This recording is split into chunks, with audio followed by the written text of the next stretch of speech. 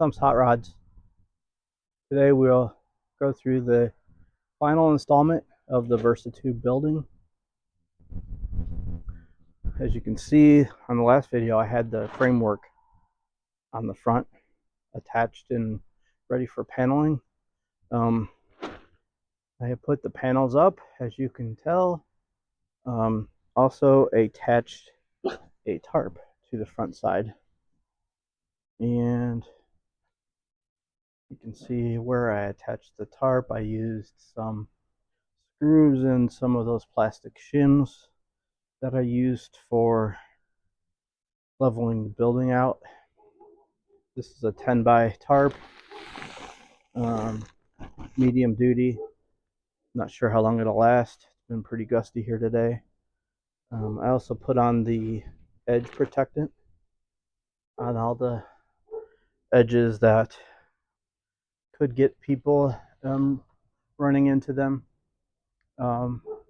Get yourself a heat gun and use the heat gun to heat the webbing or this protector on. It's basically like a vinyl with metal in it, and to heat up the when you go around these humps here, because it's really tough to work that, especially on cold days like we had today. There's the shop dog. Say hi, shop dog. From the inside, I hung some of the Harbor Freight hanging lights so that I can plug them in if I need to work out here or look for something in the evening. I have left the back side of the building open for now. That could change depending on how much weather gets in here, but for now this will probably keep most of what I need to keep out of here weather-wise. By the way, is anybody interested in a Model T body, let me know. This is for sale.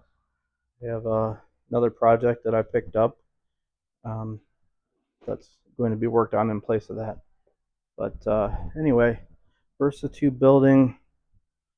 Let me know about any questions you may have, but this is the final installment. Hope you liked it. Bye.